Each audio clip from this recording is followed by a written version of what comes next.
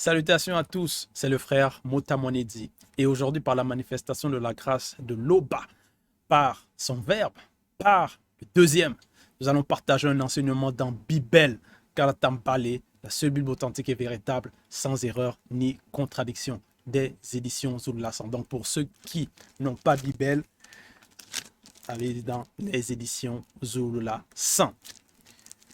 Donc, dans cette exhortation, dans ce partage, nous allons aller dans Mutatedi par Mormon, à partir donc dans le chapitre 11, à partir du verset 18 jusqu'au verset 25.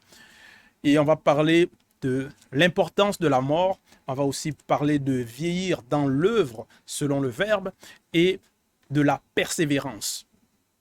Puisqu'il est écrit dans Essombé 54, verset 11, « Mais exhortez-vous les uns les autres chaque jour, aussi longtemps qu'on peut dire aujourd'hui. » Donc, encore une fois, dans Mutatedi 11, 18, il est dit ceci. « Tiens-toi à ton alliance et consacre-toi à elle, virgule. » Qui s'adresse? Qui a écrit? C'est Monmon. Et nous savons qu'il était roi initié en chef consacré. Et donc, il s'adressait au peuple, à ceux qui écoutaient les lois, écoutaient les prophètes, les matriarches, les patriarches qui lisaient, qui étaient en train d'être initiés. Donc, il les exhortait pour éveiller les consciences, pour qu'ils acquièrent de la sagesse, afin qu'ils mènent des vies, c'est-à-dire afin qu'ils mènent leur existence selon le verbe, selon la vérité. Et il dit, donc, dans les écrits, tiens-toi à ton alliance, tiens-toi qui?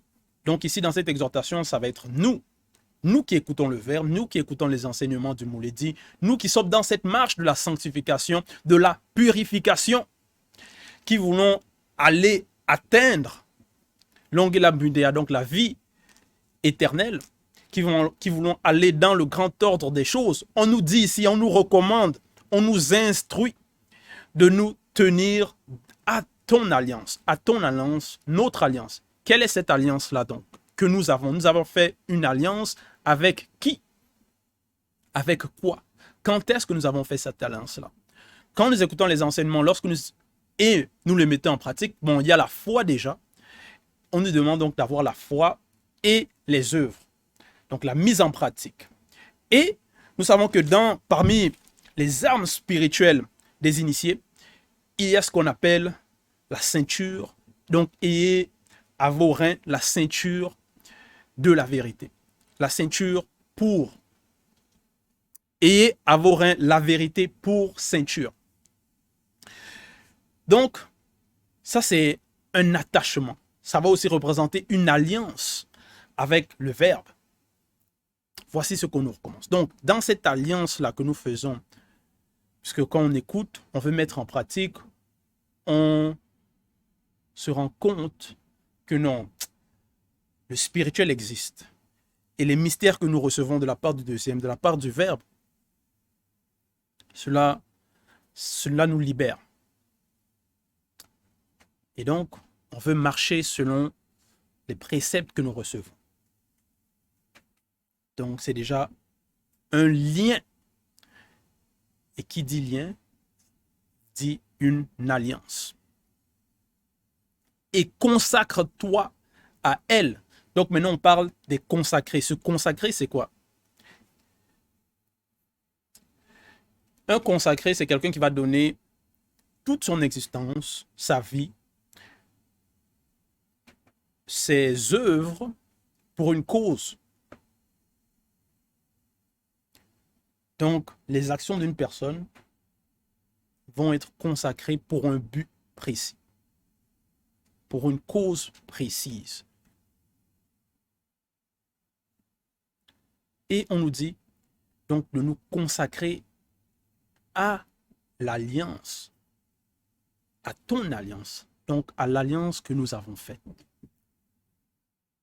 à l'alliance dans laquelle nous sommes, à l'alliance selon dans la vérité selon le Verbe. Donc de nous consacrer à cela.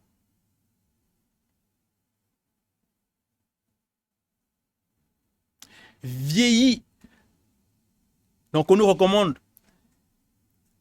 a d'abord recommandé de tenir l'alliance, de se tenir avec l'alliance et d'être consacré à cette alliance. Et ensuite on nous dit dans la suite de vieillir. Vieillis à ton ouvrage selon le Verbe. Point. Qu'on vieillit à l'ouvrage selon le Verbe. Qu'est-ce que cela va représenter? Pourquoi doit-on vieillir à l'ouvrage selon le Verbe? Vieillir va représenter, quand on nous demande de vieillir à l'ouvrage, ça va représenter d'avoir une vision, une forme de vision du futur. Que dans la suite des temps, le temps va passer, on se projette déjà. Que même dans notre vieillesse, jusqu'à la mort, on va être dans l'alliance, dans la marche, dans la consécration, dans l'ouvrage selon le Verbe, dans la vérité. On va toujours œuvrer, comme les patriarches et les matriarches ont œuvré, ont persévéré. C'est comme un athlète qui, par exemple, va s'entraîner pour une compétition. Peut-être la compétition va être dans 4 ans, comme par exemple lors des Jeux Olympiques. C'est à chaque 4 ans. Parfois, il y a des changements, et ainsi de suite. Parfois, la personne, un athlète, il peut se dire non, ça ne va pas être ces Jeux Olympiques-là, ça va être le prochain, l'autre d'après. Donc, il va s'entraîner peut-être pour dans 8 ans ou peut-être pour dans 4 ans. Mais dès qu'il se met dans la tête, visualise que non, c'est ça son but, c'est ça son objectif, de remporter une certaine victoire par rapport, dans l'exemple que je prends ici, dans une compétition. Donc, il aura la vision. Et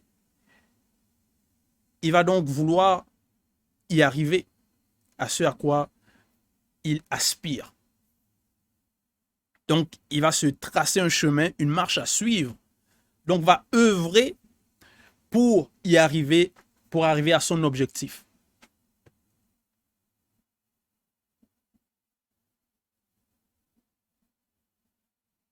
Donc, nous aussi, nous devons avoir un objectif et œuvrer pour cela. Parce que, comme dans l'exemple que je prends par rapport à un athlète, ce n'est pas seulement quand il va arriver, déjà il faut qu'il se qualifie. Donc, ça commence dès le plus jeune âge. Il va s'entraîner. Il va se donner les moyens pour y arriver. Ce n'est pas non, dans 4 ans qu'il va commencer à se dire bon là, ça y est, je vais m'entraîner peut-être 1 mois avant la compétition. Non. Pour lui, la compétition commence dès qu'il a un objectif à atteindre. Et maintenant, il va d'abord combattre contre lui-même aussi, par rapport à ses faiblesses, sculpter son corps, ainsi de suite. Donc, se mettre dans de bonnes conditions. C'est dès ce moment-là que ça commence, déjà la compétition. Donc, pour nous, nous avons reçu l'appel, nous écoutons les enseignements, les préceptes, donc nous sommes déjà dans cette marche. Et il faut qu'on persévère.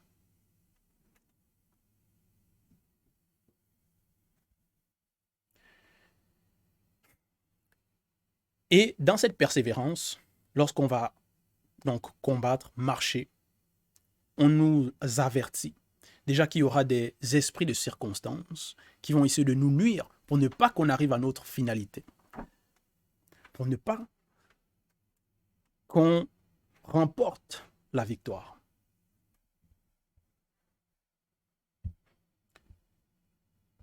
Donc c'est pour ça c'est important de demeurer ferme dans notre marche et dans la fermeté d'être persévérant. Au verset 19, il est dit: ne te laisse pas impressionner par les succès des gens méchants. Point. Donc ici maintenant c'est une mise en garde. Lors de la marche, lors du cheminement, pour l'objectif, pour le but, ne te laisse pas impressionner par le succès, par les succès des gens méchants. Donc, les personnes méchantes, même s'ils ont du succès, même si peut-être ils ont des biens, cela ne doit pas nous marquer. Impressionner quand on dit impressionner, il y a aussi imprégner. Ça veut dire que leur façon de faire, leur façon d'être nous marque. Ça peut être par la vue, on les observe, ça entre et cela nous influence. On est impressionné par ça. Donc, c'est comme si on était subjugué par cela aussi. Mais on nous dit ici, ne te laisse pas. Ne te laisse pas. Donc, ça va représenter la distraction. Ne te laisse pas impressionner. Ne te laisse pas distraire par ces personnes-là. Fais confiance au verbe de l'Oba et sois persévérant dans la tâche que tu as à remplir. Donc, lorsque nous sommes sur ce chemin, nous avons une tâche à remplir. Nous avons des devoirs. Et quelles sont ces tâches? Quelle est cette tâche? Bon, nous savons que la base et la finalité même, c'est la sanctification. Et on nous demande ici d'être persévérant dans la tâche, dans l'œuvre.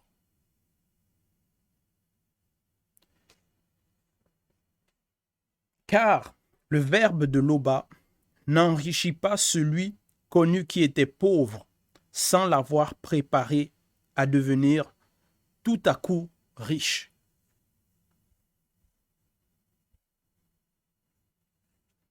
Donc, ici, il faut avoir confiance. Parce que si peut-être une personne est dans une sorte de précarité, même par rapport au visible, parce qu'il y a plusieurs sortes de richesses maintenant. Il y a dans le visible, il y a par rapport à l'astral et par rapport au spirituel.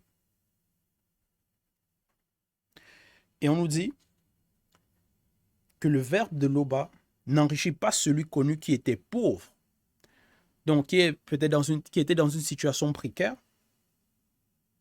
sans l'avoir préparé. Donc, nous sommes aussi en préparation. On nous prépare, puisque les enseignements, ça nous nettoie, ça nous purifie, ça nous sanctifie. Et comme par exemple par rapport aux apôtres qui ont reçu le Mundi Musanki et qui ont ensuite reçu la puissance, avant de recevoir le Mundi, ils avaient été préparés. On les préparait pour cela.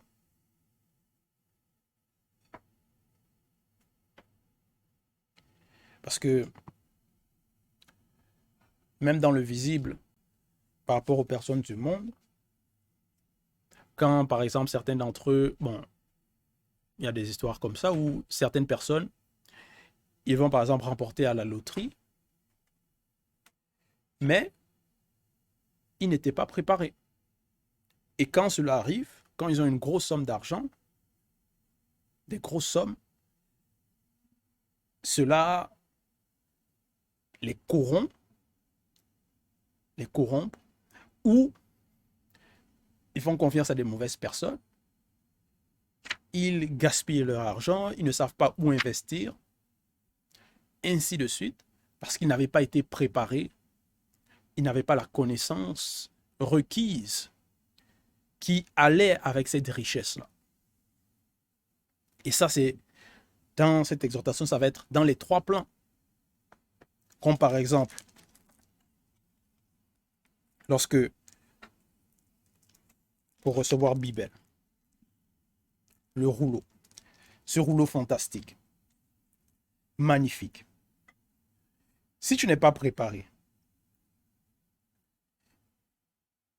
tu vas te procurer Bibel, mais tu vas lire, tu ne vas pas comprendre.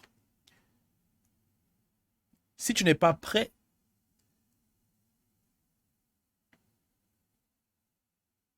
à recevoir cela, certaines personnes, ils vont se perdre dans des raisonnements bizarres, ils ne vont pas comprendre, ils vont s'égarer dans leur raisonnement. Mais il y a une richesse. Ça vaut plus que peu importe les richesses que les personnes dans le visible peuvent avoir.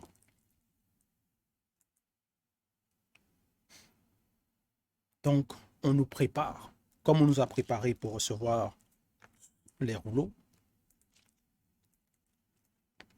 on nous prépare aussi pour recevoir, déjà pour hériter l'Ongela Bundea, donc la vie éternelle. Ça, c'est par rapport à l'après-vie. Dans le visible, on nous prépare aussi pour recevoir le Mundi Musangi.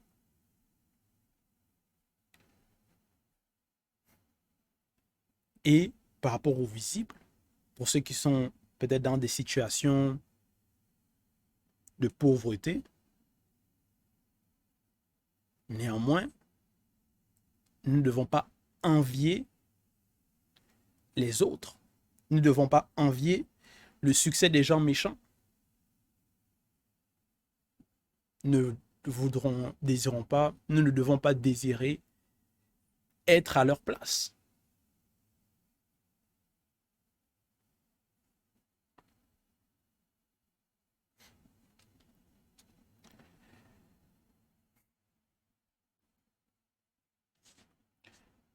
Parce que même par exemple,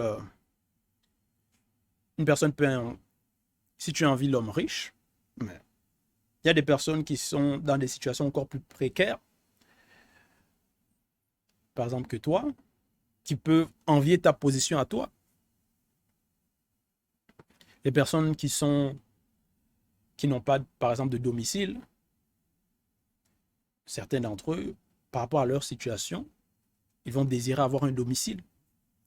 Donc déjà, ceux qui ont un domicile, ils sont déjà dans une situation plus aisée. Maintenant, eux, ils vont voir autre chose. Mais le piège va être l'envie. Et le piège, par rapport à cette exhortation, va être se laisser impressionner par le succès des gens de mauvaise vie. Parce que si on se laisse impressionner, on va se dire, bon, si je suivais leur voie là, peut-être je réussirais. Donc on voudrait vouloir se détourner du chemin sur lequel on est pour prendre d'autres voies. Mais ces voies-là mènent où? Ça nous amène où? Ça nous amènerait où si on les emprunterait?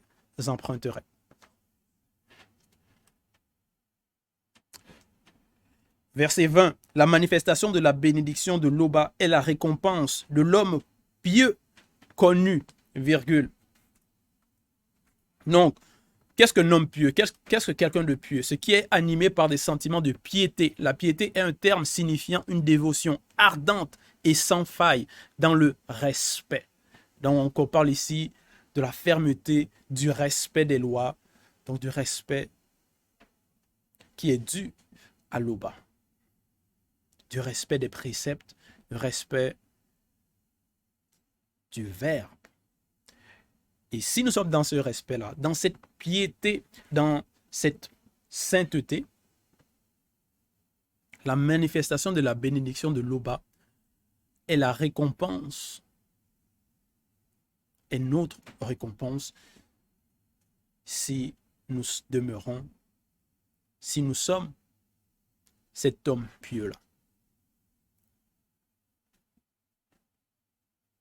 Car, donc après la virgule, car en un instant, virgule, le Verbe fait fleurir sa bénédiction. Eh oui, fait fleurir la bénédiction. Donc, c'est ça. Nous devons, bien au contraire, bon déjà, nous sommes, les enseignements que nous recevons, c'est déjà la bénédiction, c'est déjà la manifestation de la grâce. Donc, nous ne devons pas aspirer à d'autres choses qui ne viennent pas du Verbe, qui sont de l'anti-vérité.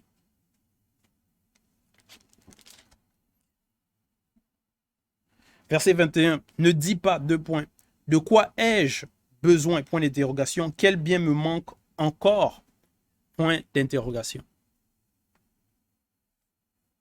Verset 22, ne dis pas, j'ai tout ce qu'il me faut, virgule, quel malheur pourrait désormais m'atteindre. Là, ça va représenter une sorte d'arrogance. L'arrogance, mais si une personne dit, mais je n'ai besoin de rien, qu'est-ce qui me manque encore? Qu'est-ce qui pourra m'atteindre? Qu'est-ce qui pourrait m'affecter? Mais est-ce qu'on a vu le futur? Est-ce qu'on connaît en profondeur? On sait toutes les portes qu'on pourrait ouvrir? Comment l'ennemi échafaude des plans pour nous atteindre? Pour ne pas qu'on arrive à notre finalité? Donc, il faut rester dans l'humilité. Verset 23, au jour du bonheur, on oublie les mots, virgule. Au jour du malheur, on oublie le bonheur, point, virgule. Verset 24, car au jour de la grande consommation, virgule. Là, on nous montre, on nous parle de ce qui adviendra, de la suite. Si nous demeurons fermes dans cette marche, dans cette voie, pour donc rester dans ce chemin, sur ce chemin de la vie, puisque nous savons, même dans les Écritures, on nous parle de, on met devant nous deux chemins. Donc, le chemin qui mène à la vie et l'autre qui mène à la perdition. Donc, obéir, la foi et les œuvres, ou suivre l'autre voie qui mène à la ruine. Maintenant, ces deux chemins ont deux issues différentes. Car au jour de la grande consommation, virgule, il y aura une rétribution pour tous ceux qui n'ont point été agréables au verbe de l'Oba. Point. C'est clair. Donc, si on voudrait, soi-disant, se laisser impressionner par le succès des gens méchants, si peut-être on voudrait être à leur place, mais lors du jugement, si ces personnes-là, ils vont au jugement, les personnes méchantes, s'ils meurent dans leur immoralité, est-ce qu'on voudrait être à leur place? Non. Donc pourquoi voudrions-nous être à leur place en ce moment? Être dans leur chemin, dans leur voie qu'ils empruntent? Non. Le salut est personnel. Donc, c'est pour ça qu'il faut rester, demeurer. Parce que le verbe, c'est comme va représenter un bouclier aussi pour nous. Donc,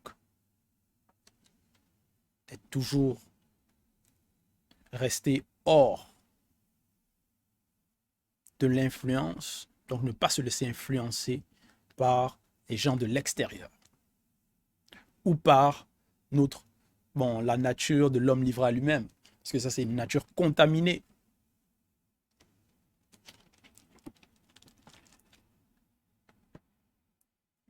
Donc, on nous dit ici, il y aura une rétribution pour tous ceux qui n'ont point été agréables au verbe de l'Oba. Donc, il faut envisionner la fin.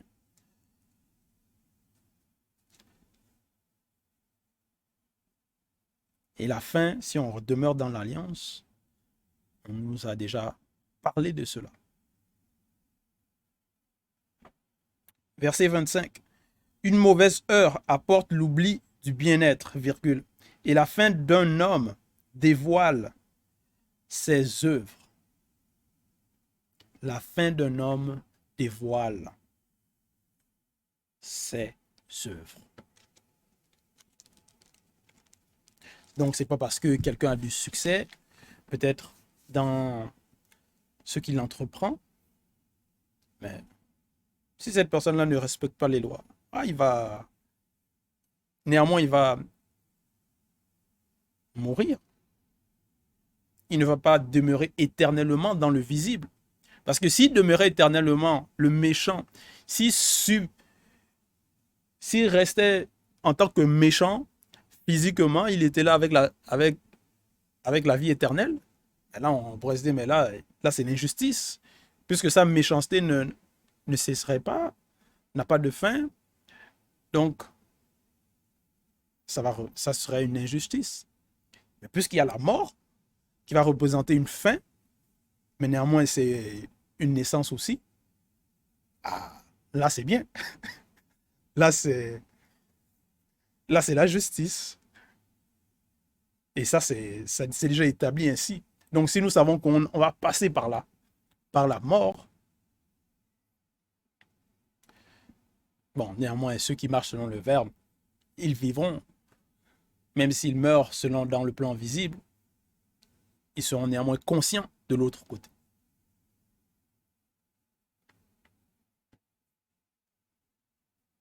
Donc, c'est cette finalité-là. Et donc, il faut savoir quelle finalité on veut avoir dans notre vieillesse. On veut être comment? Est-ce qu'on veut être comme les patriarches qui ont été réjouis, qui ont été contents, qui, avant de quitter, étaient dans la joie parce qu'ils savaient où ils s'en allaient, parce qu'ils savaient qu'ils avaient accompli tout ce qu'il fallait par rapport à l'œuvre, par rapport à leur mission, par rapport à leur devoir, par rapport aux préceptes et par rapport aussi à enseigner, à exhorter les autres, la génération future.